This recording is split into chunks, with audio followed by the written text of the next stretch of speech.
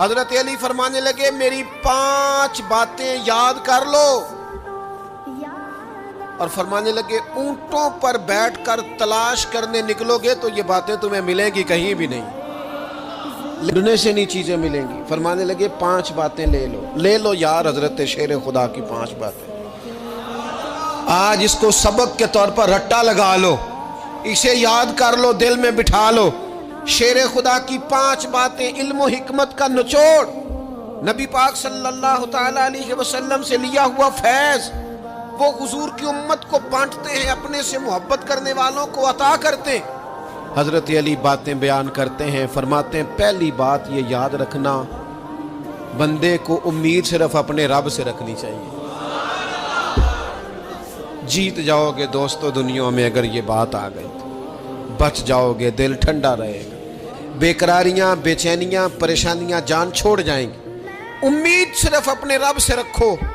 حضرت مولا علی شیر خدا رضی اللہ تعالیٰ عنہ دوسری بات بیان کرتے ہیں، فرماتے ہیں اپنے گناہوں سے ڈرا کرو۔ تم غریب ہونے سے ڈرتے ہو، تم تنگ دستی سے ڈرتے ہو، تم لوگوں کی دشمنی سے ڈرتے ہو، اپنے گناہوں سے ڈرو، کہیں ایسا نہ ہو کہ تمہاری نافرمانیاں رب کی ناراضگی کا سبب بن جائے۔ اپنے گناہوں سے ڈرو۔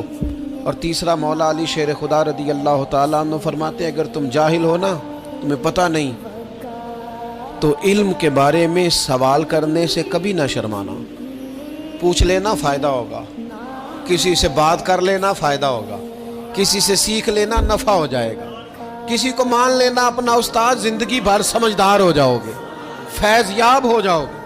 اور حضرت علی شیر خدا چوتھی بات ارشاد فرماتے ہیں یہ علماء کے لیے، فرمایا اگر عالم کو کسی مسئلے کا علم نہ ہو تو غلط بات نہ بتائے بلکہ کہہ دے واللہ اعلم، اللہ بہتر جانتا ہے۔ یہ بات یاد رکھیں، جس بات کا پتہ نہ ہو، جس کی خبر نہ ہو، جس پر عبور نہ ہو، اس بات کو آگے بیان نہ کیا جائے اور کبھی بھی غلط بات نہ بتائی جائے۔ یہ حضرت علی شیر خدا ہمیں سبق دیتے ہیں۔ اور 5ویں بات حضرت علی شیر خدا ارشاد فرماتے ہیں یاد رکھنا، ایمان میں صبر کی وہی حیثیت ہے جو جسم میں سر کی حیثیت ہے۔ اپنی زندگی صبر کے ساتھ گزارنا، زندگی میں کبھی بے صبرے نہ ہونا، حوصلہ نہ چھوڑ جانا۔ صبر بزدلی نہیں ہوتا، صبر تو اچھی تدبیر کو کہتے ہیں، صبر تو رب کریم کے فیصلے کے انتظار کو کہتے ہیں، صبر تو اللہ کی مدد کے نازل ہونے کے انتظار